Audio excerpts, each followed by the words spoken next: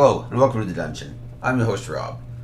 In today's video, we're going to be taking a look at the UA fighter for 1D&D or whatever they're going to call it.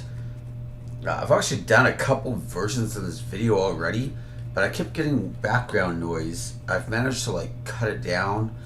It doesn't seem to ever happen when I use just my tripod and camera setup, but when I'm doing the screen capture stuff, it's completely different, and I seem to be getting this background noise. So hopefully it's still, watchable and hasn't been too bad.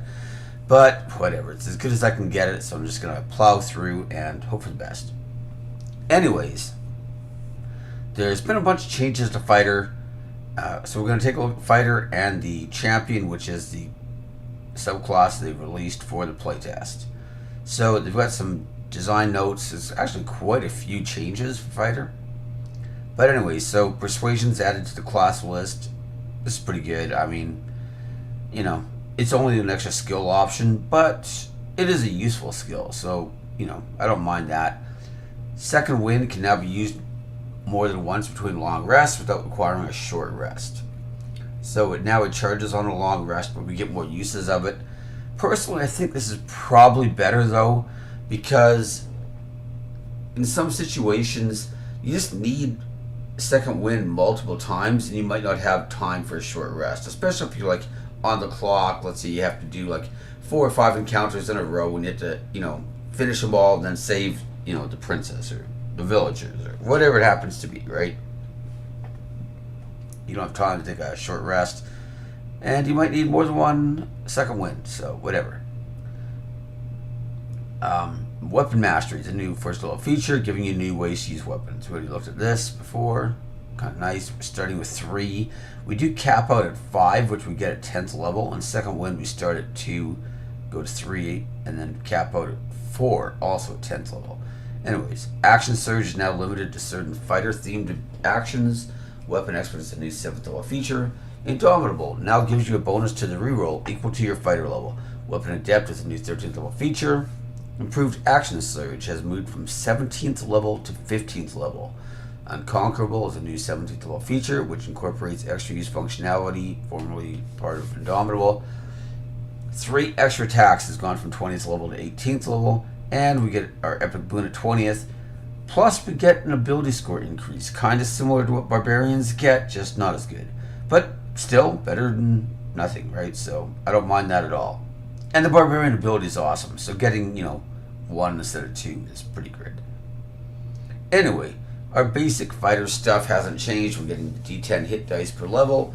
We're getting strength and constitution saving throws as per usual. Our skills are the same except for the persuasion skill, which was added to our list. And of course we have all the weapons and all the armor, just as you would expect a fighter to have. Multi-classing is also unchanged, which I like. One thing that was good about fighters before is because you needed either 13 strength or dex to multi-class in or out, it made you a lot more flexible, right? If you wanted to go for a heavy armor strength type of build, maybe you were going with Paladin, for example, then you could just go strength. But if you're going something like Rogue, and maybe you're planning on going more of a light armor, fast, dexterous type guy, then you can just use dexterity. And I'm glad to see that flexibility still remains, and fighters still can use strength or dex, their proficiency. Proficiency is gained if your fighter is in your initial class. You gain proficiency with martial weapons when you turn first level fighter, but you only gain light, medium armor, and shields if you don't already have better, which is also the same. So anyways, our class abilities. At level 1, we're getting a fighting style. This is basically unchanged, and just like the player's handbook, you have your choice of all the fighting styles. Unlike, say, Rangers or Paladins, where they were limited to certain ones, you just have the entire broad spectrum. I really feel like their goal with Fighter was to make you just that guy who can just use any weapon you find, which I do like. One thing with 5th edition is because of the way the feats kind of led you down certain paths. Like if you were a ranged guy using sharpshooter, then you didn't care if you found a cool longsword. It's like yeah, but I don't use longswords, Whereas I think by putting the properties more on the weapons and less on feats, this makes you a lot more able to go, hey, I'm going to use that longsword, and that's cool with me. Anyways, second wind. You've a limited well of stamina you can draw on to recover from harm. As a bonus action, you can regain hit points equal to 1d10 plus your fighter level. That part remains unchanged. You can use this feature twice, and you regain all expended uses when you finish a long rest. When you reach certain fighter levels, you gain more uses of this feature, as shown in the second wind column with the fighter table. We already looked at that. If you were getting a lot of short rest before, this is probably slightly worse at low levels. But by the time you're getting like 3 or 4 uses per long rest, I mean, that's probably more than you were doing in a day anyways. And the fact that you could use it subsequent times, like use it one round in a fight, and then you're still low, so you use it again the next round, like that is pretty nice actually. One problem we sometimes had with second wind was, you're down to like 6 hit points, you're afraid you're gonna get knocked out, so you use second wind, and then you recover like 7 or 8 hit points. Well, guess what? You still only have 14 hit points, and you're still in trouble, and you could go down anyways, right? Whereas now being able to use second wind next round, if you survive that round, and suddenly you're like, oh, okay, I'm in a decent place now, above 20 again. Maybe the cleric will stop trying to smack people with his longsword and actually cast a healing spell. I mean, he won't, but maybe he will, right? There's that possibility. Anyways. He also could have cast Bless, but he didn't do that either. Come on. He's got a longsword. What do you expect him to do? Like, do cleric stuff? Of course not. Anyways, weapon mastery.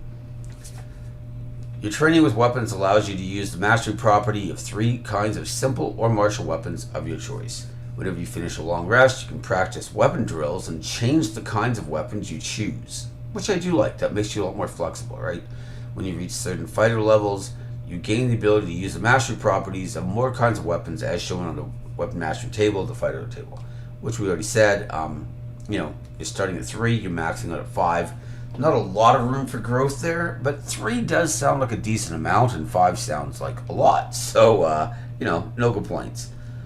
Level 2, Action Surge. So you can push yourself beyond your normal limit for a moment. On your turn, you can take one additional action chosen from the following attack, or from the following action options. Attack, dash, disengage, or dodge. Once you finish this feature, you must finish a short or long rest before you can use it again. So there was a lot of speculation that short rests were going to disappear, but obviously they have not, and Action Surge is still on a short rest. The other big thing to note is that you are limited to the type of actions you can use now with that Action Surge.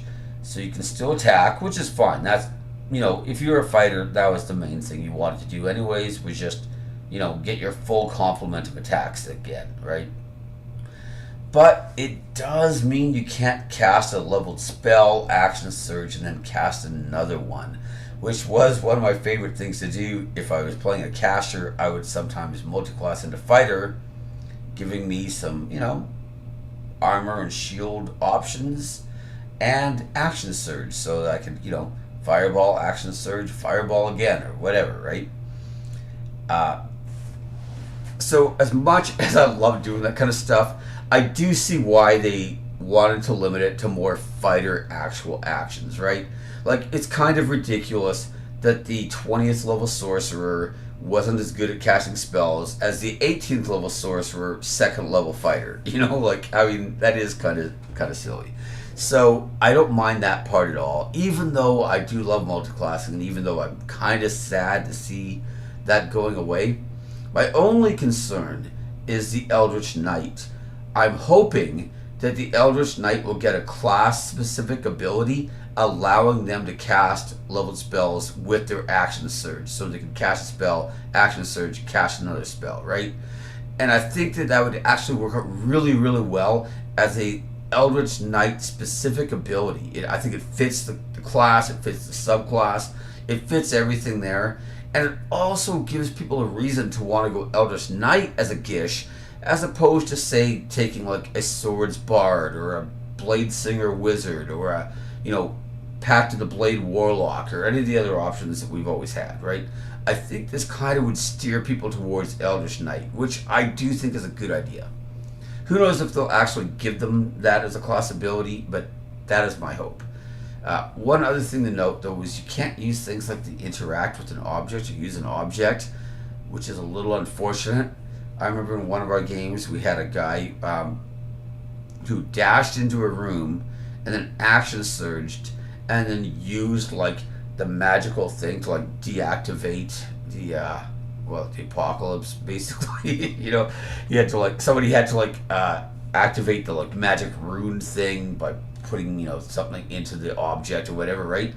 And the fighter just decided, I'm just gonna dash all the way there, action surge, and then disable the thing with the magic rune thing, and it was pretty epic, actually. So it'd be nice to see that kind of thing added back in again. I think as long as they disallow the spell casting, everything's pretty much okay. I do remember thinking that Action Surge would probably not remain a second level ability, but I'm glad to see it did. So, overall, I don't think it's a bad change at all. It does make it more reserved as a fighter type of ability. Anyways, third level, fighter subclass. So just like everybody else, you're getting a subclass at 3. It's not a big deal for fighters because we already got one at 3. But in general, I don't know. I get that it's probably easier to balance and it's just more mainstream if everybody gets their subclass at 3. But I did kind of like things like the sorcerer and the cleric and the warlock getting them at 1 and the druid getting them at 2. Like those kind of little differences kind of make the game interesting, I don't want everything to just basically be different flavors of the same thing. So that is kind of my concern here. Not fighter specific though, because fighters are already getting subclass at 3. 4, we get your feat, of course. 5, extra attack. And a feat. So we used to get that next feat at level 6, and now we're getting it 5. Not a big deal, but I do know there were times when I wanted to take 5 levels of fighter and then multi-class out, right? But you're always tempted to take that 6th level of fighter just to get the feat, because especially if you're like, let's say you're, I don't know, some sort of build that uses a lot of feats, right? So maybe like Polearm Mastery and you want Great Weapon Mastery and maybe you want Sentinel. Or you're going like Sharpshooter and then you want to use Crossbow Expert and then, maybe you wanted like say Elven Accuracy or whatever else, right? You're always tempted to take that 6th level fighter just for the feat. And now you can get it the same level as extra attack.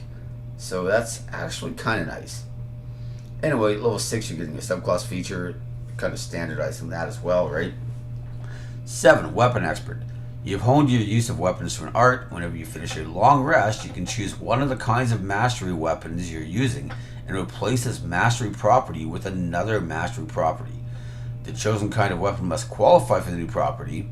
For example, you could replace the longsword's flex property with the push property. This property change applies only for you, not for others, and the change lasts until you finish your next long rest. So, if somebody disarms you, you drop your weapon because you get hit with a heat metal or spell or whatever, right? Whoever else tries to use it does not get your push property. They're stuck with flex still. In general, I don't think this ability is huge on paper. I've seen people complain that like, oh well, if you wanted the property from say like a great axe or a battle axe, let's say a battle axe, you could just use a battle axe. You could have a longsword and a battle axe. And yes, in a vacuum, that is definitely true. But we all know that there are lots of games where you find a cool magic sword, like a longsword, and you're like, oh, but I don't use longswords. I use battle axes because, I wanted property X from the battle axe. Well, now you can just take property X from the battle axe and put it on your longsword that you just found, your cool magic longsword.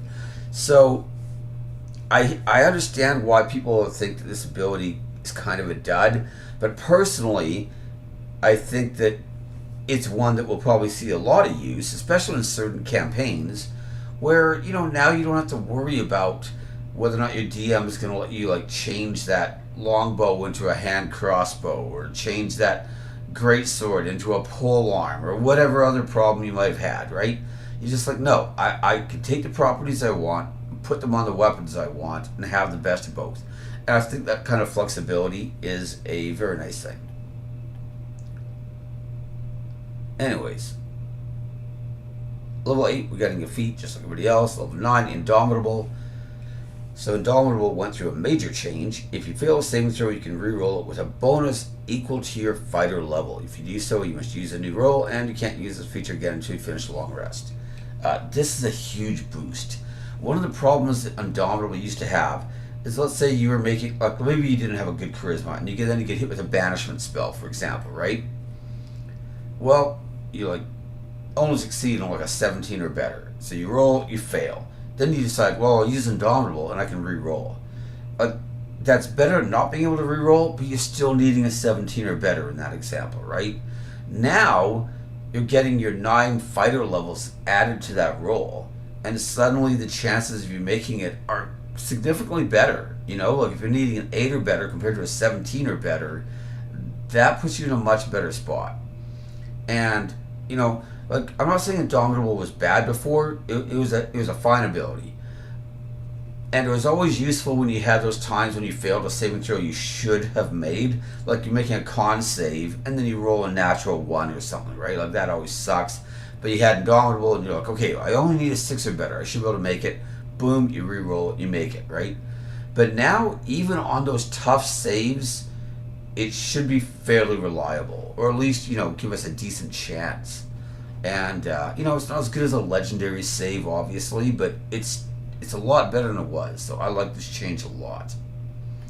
Anyways, at 10 we're getting a subclass feature. 11 we're getting our 2 extra attacks, so that remains the same. 12 we're getting a feat, that's the same. 13, weapon adapt. So this is a new ability. You are a master of weapons. When you use your weapon expert feature on a kind of weapon, you can give that kind of weapon 2 properties rather than 1, but you then can only use 1 property at a time.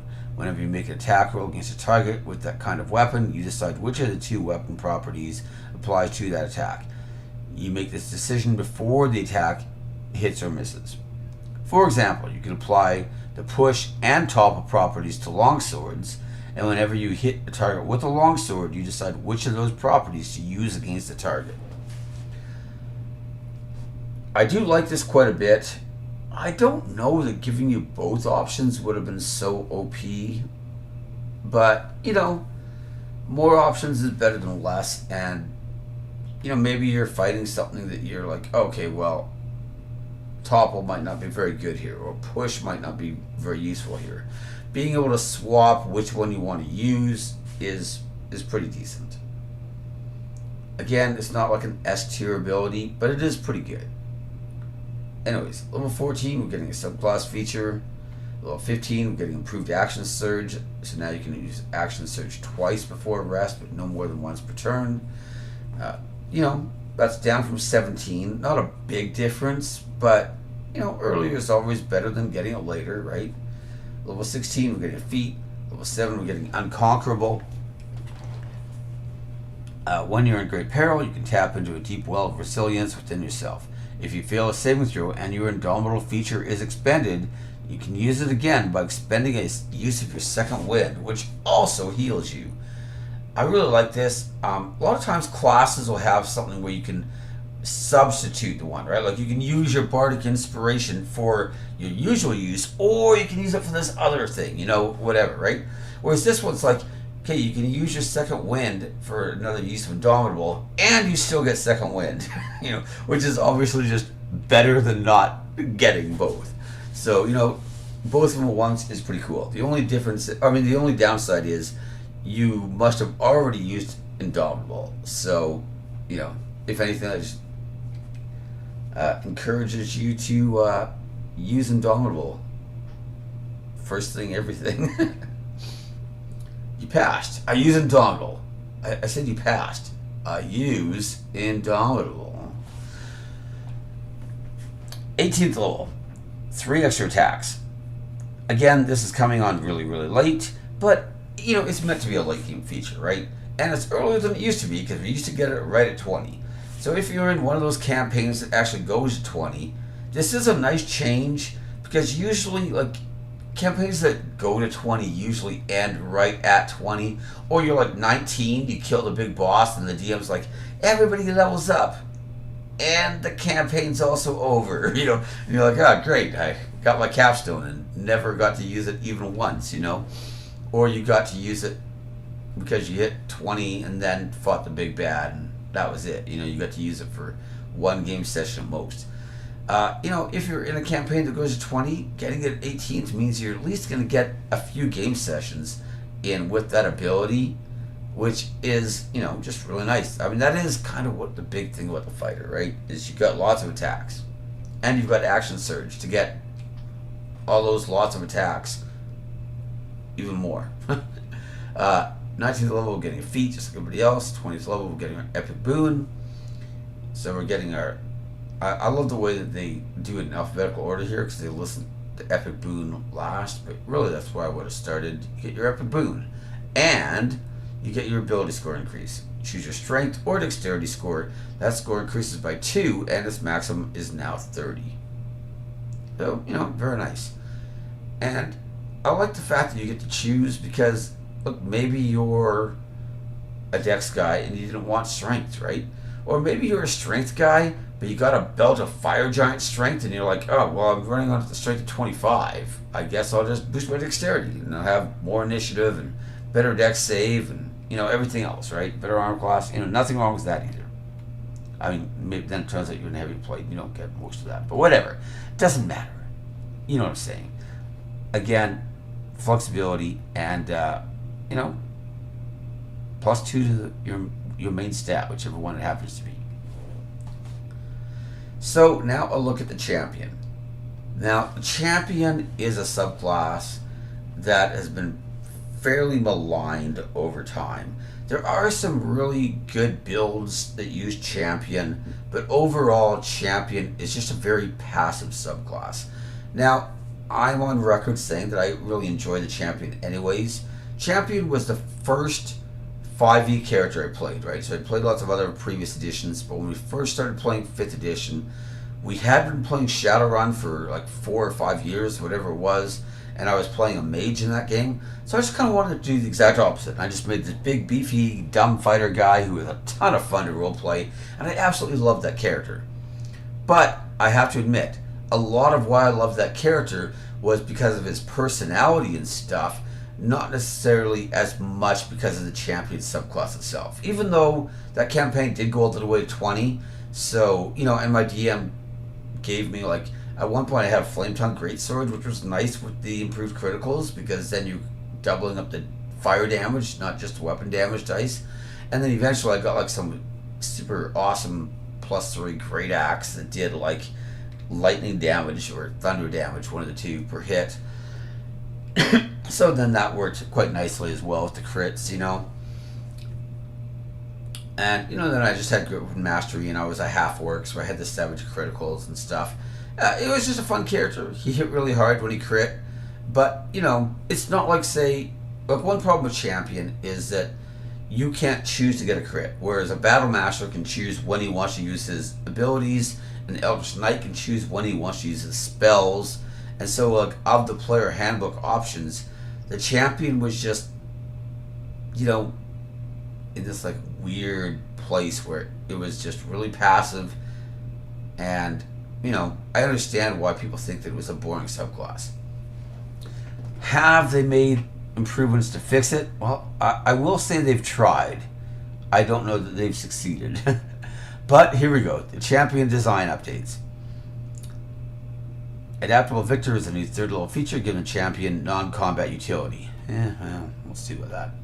Remarkable Athlete, one of the lower rated fighter features, has been replaced by Adaptable Victor and Heroic Warrior. I actually didn't mind Remarkable Athlete, but, you know, whatever. Additional fighting styles moved from 10th level to 6th level. That's a lot earlier.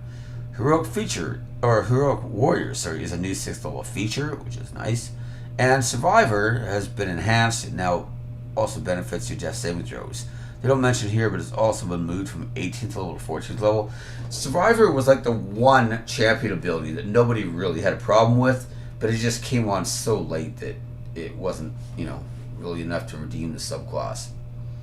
Anyways, 3rd level, Adaptable Victor. You've studied your friends and foes alike and learned that victory relies on adaptability. Whenever you finish a long rest, you can gain proficiency in one skill from those available to this class at 1st level as you remind yourself of past lessons. This proficiency lasts until the end of your next long rest. So this is basically just an extra permanent skill proficiency that you can also trade out on a long rest. That is pretty nice. Now, granted, you're limited to the class 1s, right? But there are some nice ones on there. And just in general, an extra class proficiency permanently is pretty good. And being able to just swap it out is even better. So, I don't know that this really solves their, non-combat utility issues. But, it's still pretty good. I'll take it. 3rd level, you're getting your improved criticals with unarmed strikes or weapons. So you're critting on a 19 or 20. That was pretty much the defining champion ability, was the improved critical and superior critical, right? So, the core remains unchanged. Anyways, at 6th level, you're getting your additional fighting style. Like I said, this used to come at 10th level. So, obviously, like I said earlier is better, so I'll take it, I guess. 6th level, Heroic Warrior. The thrill of battle drives you towards victory. Once per combat, you can give yourself heroic advantage if you start your turn without it. Yeah, it's okay. But you are getting both, right? You're getting the fighting style and heroic warrior, so whatever. 10th level, Superior Critical. Your attack rolls with weapons and unarmed strikes now score a critical hit on a roll of 18 to 20. In my opinion, this is a significant improvement. We used to get this at 15th level. Now you're getting it 10th. A lot of campaigns, sure, they might only go to 10th to 12th level, but that means that the majority of campaigns you'll be seeing crits on an 18 plus. So, that is your core ability. I like it. I like this change a lot. Is it enough to, make champion a lot more interesting? Probably not, but I personally like this change. 14th level, Survivor. Like I said, it used to be 18th level, but now it's 14th. Gain the pinnacle of resilience in battle, giving you these benefits. Defy death. You have advantage on death saving throws. Moreover, when you roll an 18 to 20 on a death save, you gain the benefit of rolling a 20. So between advantage and rolling an 18 plus to gain a 20, you're probably going to be fine. And in fact, there's a pretty good chance you might even just pop right up again instantly. Anyways, Heroic Rally. At the start of each of your turns, you regain hit points equal to 5 plus your Constitution modifier if you have no more than half your hit points left. You don't gain this benefit if you have 0 hit points. So as I mentioned, I did play a champion in a long-running campaign, and our DM used to put us in a lot of big dungeon runs, usually with some sort of time limit, so we just couldn't take infinite short rests, right? And that ability really thrived in that environment. We were constantly injured. We were constantly having to budget things like potions and healing spells and whatnot. And the fact that my character could just heal up to half constantly, and then I could just take a couple potions or whatever to get myself up from there if I wanted. That was a huge, huge bonus to the party, and it saved us a ton of resources. I thought Survivor was absolutely amazing. However, a lot of campaigns, you're not going to be in those situations. You're going to be getting long or short rests. You get a fight, you get a long rest. You get a fight, you get a short rest. You get a fight, you get another short rest. You get another fight, another long rest. In those types of situations, Survivor's not really doing much. So I do think that it's an ability where your mileage might vary. If you're in, pressure situations where you can't rest, Survivor really, really thrives. If you're not, then it really only helps you when you're below half health. But, that all being said, moving it from 18th to 14th level is a big bonus. Getting the advantage of the death saving throws. They took an ability that was already considered to be really good. They moved it up to an earlier level and made it even better. So anyways, that covers the champion. I think my thoughts on the champion are that the people who didn't like champion before, because it was a very passive subclass and didn't give you a lot of active skills or abilities to use, are going to have all the same problems with it. I think the champion is improved from what it was, but a lot of those improvements were just taking the abilities they already had and moving them up, right? So you're getting Survivor at 14th instead of 18th. You're getting Superior Critical at 10th instead of 15th. You're getting the additional Fighting Style at 6th instead of 10th.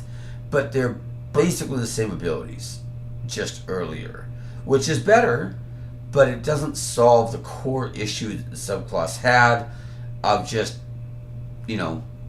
being this passive subclass where you're just attacking and hoping you get crits, essentially, right? And don't get me wrong, I personally kind of like some Crit Fisher builds, I think that taking something like an Oath of Vengeance Paladin so you can give yourself advantage, and you took a Great Weapon Mastery, for example, and then you have your champion fighters, you've got your action surge, and you're getting more crits, and if you get a crit, then you're dropping a big smite. Those kind of builds were like really, really fun. Now, were they consistent? No, not at all. But, when you got those big crits and you were able to just roll a ton of smite dice, they were pretty fun. And, fighting an undead, you get those extra couple dice in there, good times. But like I said, I feel like the champion still has a lot of the same essential flaws. If I were to try to improve the champion, now this is not my own idea, this was actually from a subscriber quite some time ago. I did a video on the champion, and they had a really interesting suggestion that I've really liked, and it's stuck with me ever since. And that was the idea that champions probably should have gotten some sort of crappier version of cunning action, but more like combat and feat of strength focused, where maybe as a bonus action your champion could attempt to knock somebody prone by either pushing them over or tripping them or something like that, right? And maybe they could do some sort of heroic leap ability or something where they could disengage from one guy and attack another target that's within 10 feet or something like that, right? Maybe they even get an extra d6 of damage with it or something like that, right? Something like that, some kind of cool abilities that sort of evoke that big beefy warrior who thrives on just physical conditioning and strength or speed or whatever, and kind of go with that kind of thing, right? And I think that might have been a really, I don't know, just a much more interesting addition for the subclass. And I think you could balance it. Maybe you don't let them use their prone, their shove attack before they attack, or maybe you do. Who knows, right? Is it really that different than a trip attack from the Battle Master? Yeah, whatever, right? Point is, I think that giving them something like that would have been a really, really neat addition to the class. It would have kind of given them some more strategic options as well. Not really treading on the Battle Master or the Eldritch Knight either. You make it somewhat limited. It uses a bonus action, so it's not like it's just a free, never-ending resource. But I think that would have been a really cool idea for the class. That's not what we got, though. Instead, we basically just got the same abilities we used to have, just moved up to earlier levels. So overall, I guess, if I were to sum up the video and not ramble forever, I think that fighters as a base class are definitely improved overall. I think the champion is improved overall. The problem is, though, that the core issues the champion had still seem to remain, in my opinion. And I think for people who like the champion before, they're probably going to be really happy with the new champion. But for people who thought the champion just really didn't do it for them, I don't think the new one is going to solve that. And I don't think that getting one extra skill, even the one that you can switch out, is really going to give them the out of combat utility that, you know, some people seem to think they kind of needed. Either way, though, those are my thoughts. Feel free to like, subscribe, ring the bell for notifications, and most importantly, leave your comments in the comment section. I'd love to hear what people think about the fighter as a base class and what they think about the champion subclass in particular. Maybe you agree with me, maybe you disagree. That's fine, right? These are all just my opinions. That doesn't mean I'm right and you're wrong, or vice versa, you know. These are all just, you know, our thoughts and expectations going into, you know, whatever we're going to call the next not totally new edition. Totally not a new edition, guys. Whatever it is. Anyways, that's everything, and I will see you next time.